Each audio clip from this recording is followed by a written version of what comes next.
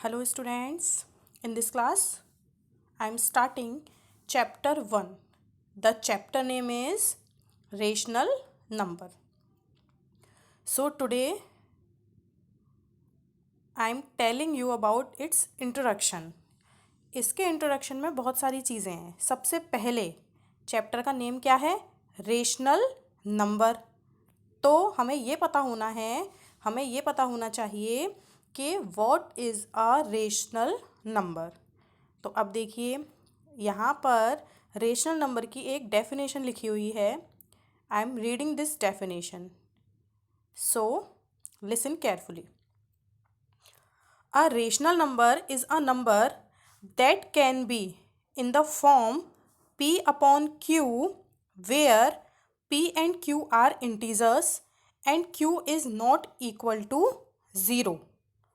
So, a rational number can be p upon q और फिर लिखा है q is not equal to 0. तो अब इससे क्या मतलब है? देखिए, एक रेशनल नंबर वो नंबर होता है जिसको हम p अपॉन क्यू फॉर्म में लिख सकें. ठीक है. अब ये जो p अपॉन क्यू है ये आपके क्या होने चाहिए? इंटीजर्स होने चाहिए. और इंटीजर्स आपको पता है क्या होते हैं? पॉजिटिव और नेगेटिव होल नंबर्स जो होते हैं वो आपके क्या होते हैं? इंटीजर्स. जैसे हम क्या कह सकते हैं? +1 +2 +3 एंड -1 -2 -3. ठीक है. और 0 भी इंक्लूड है. तो बेसिकली रेशनल नंबर क्या हुआ कि हमने एक नंबर को किस फॉर्म में लिख दिया? p अपॉन क्यू फॉर्म में. लेकिन यहाँ पर एक जो कंडीशन है वो नेसेसरी है कि आपका डिनोमिनेटर में जो q है it not be equal to 0. ये 0 के इक्वल नहीं होना चाहिए. अब इसकी जो एक्सप्लेनेशन है वो अभी नेक्स्ट में आपको कुछ एग्जांपल्स दूंगी, उसमें समझ में आएगा कि ऐसा क्यों नहीं होना चाहिए. ठीक है. तो अब हम देखते हैं इसके आगे. देखिए, एक एग्जाम्पल है यहाँ पर कि let p is equal to 1 and q is equal to 3. ठीक है. तो यहाँ पर मैंने आपको एक रेशनल नंबर को लिख कर दिखाया है. तो अगर p की वैल्यू 1 है और q की वैल्यू 3 है और हम रेशनल नंबर को कैसे लिखते हैं? p upon q. तो रेशनल नंबर आपका क्या बन गया? 1 अपॉन 3. ठीक है. अब देखिए, एक क्वेश्चन है यहाँ पर, इज 0 अ रेशनल नंबर? क्या 0 एक रेशनल नंबर है? तो इसका आंसर क्या है? देखिए इधर.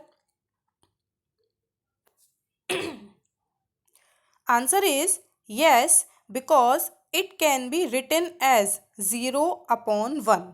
तो 0 एक रेशनल नंबर क्यों है? क्योंकि हम इसको किस फॉर्म में लिख सकते हैं? 0 अपॉन 1. और ये आपकी कौन सी फॉर्म हो गई? p upon Q form. तो इसलिए 0 एक रेशनल नंबर है.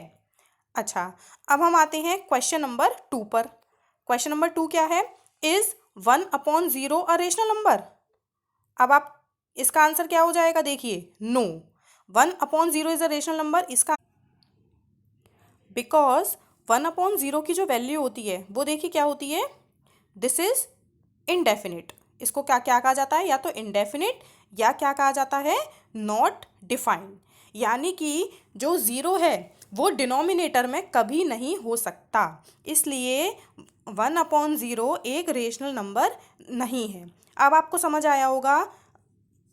अगर हम इसकी डेफिनेशन पर आएँ कि यहाँ पर लिखा था p upon q and q is not equal to 0, तो वो इसीलिए लिखा गया था कि कभी भी जो डिनोमिनेटर वाला नंबर है वो 0 नहीं हो सकता.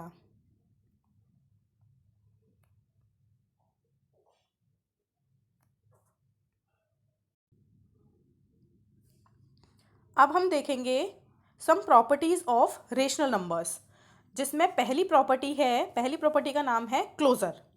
As you can see, the property is closure property. Closure property के लिए देखिए, सबसे पहले यहाँ पर है let a and b are two rational numbers where a की वैल्यू है 7/3 एंड b की वैल्यू है 2/3. ये वैल्यूज़ हमने अपनी तरफ से ही लिए लेट करके. ठीक है. अब हम इन वैल्यूज से इस क्लोजर प्रॉपर्टी को देखेंगे कि क्लोजर प्रॉपर्टी क्या होती है. तो बेसिकली ये जो प्रॉपर्टी है या इसकी जो भी क्लोजर प्रॉपर्टी है ये 4 ऑपरेशंस में वर्क करती है. जैसे कि 4 ऑपरेशंस आपके क्या होते हैं? Addition, subtraction, multiplication and division. तो सबसे पहले हम बात करते हैं एडिशन की. तो यहाँ पर इस एडिशन का से मतलब क्या है, क्लोजर प्रॉपर्टी से मतलब आपका ये है कि अगर आप दो रेशनल नंबर्स को प्लस करें तो उनका जो रिजल्ट है वो एक रेशनल नंबर ही आता है।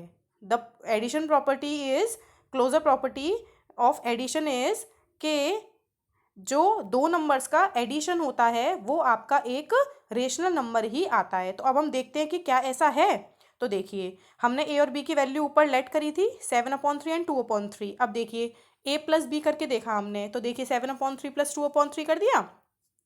तो यहाँ पर ये आपका क्या हो जाता है, ये हो जाता है आपका 7 + 2/3, डिनोमिनेटर सेम है ना। तो देखिए ये क्या हो गया, 7 + 2 = 9 हो गया। 9/3 आपका ये क्या क्या हो गया, 3। और इस 3 को हम क्या लिख सकते हैं, 3/1 भी तो लिख सकते हैं, क्योंकि हम डिनोमिनेटर में 1 तो लेट कर सकते हैं इजीली, क्योंकि हर नंबर के डिनोमिनेटर में अगर सिंपल 3 लिखा हुआ है तो ये आपका क्या माना जाता है, 3/1।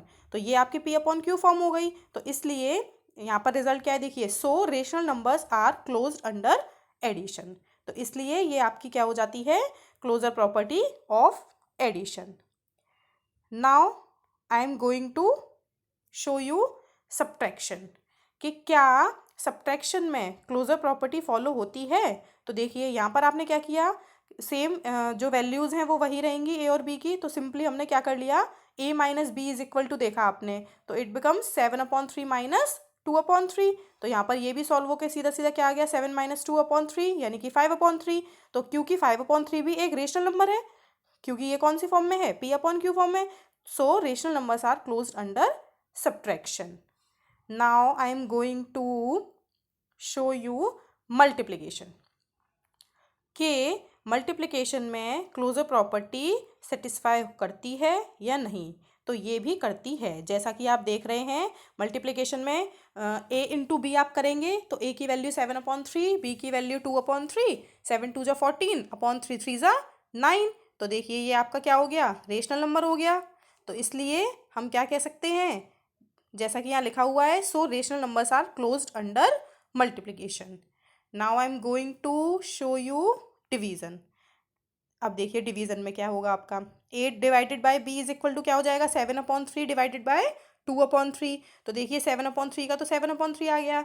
डिवाइड चेंज होता है मल्टीप्लिकेशन में, आपने 7th में किया हुआ है।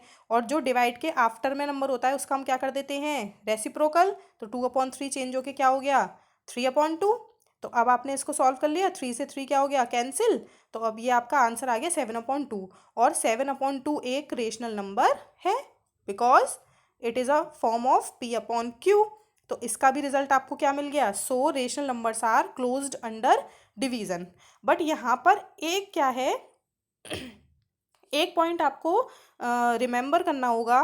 देखिए हाईलाइट करके लिखा हुआ है ना या रेड में, excluding zero all rational numbers are closed for division. Excluding zero, इसका मतलब क्या है कि ज़ीरो एक केवल ज़ीरो रेशनल नंबर को छोड़कर बाकी सारे रेशनल नंबर्स सेटिस्फाई करते हैं इसमें, क्लोजर प्रॉपर्टी में। ऐसा क्यों है, क्योंकि देखिए ज़ीरो जब आप करेंगे, सपोज यहाँ पर हमने b की वैल्यू 0 मानी, तो a / 0 हो गया, इट बिकम्स a/0। तो a/0 मतलब डिनोमिनेटर में 0 चला गया, but it can't be possible. तो इसीलिए यहाँ पर आपको ये रिमेंबर करना होगा कि ज़ीरो, केवल ज़ीरो को छोड़कर बाकी जितने भी रेशनल नंबर हैं वो सारे क्या होते हैं, क्लोज्ड होते हैं फॉर द डिवीज़न।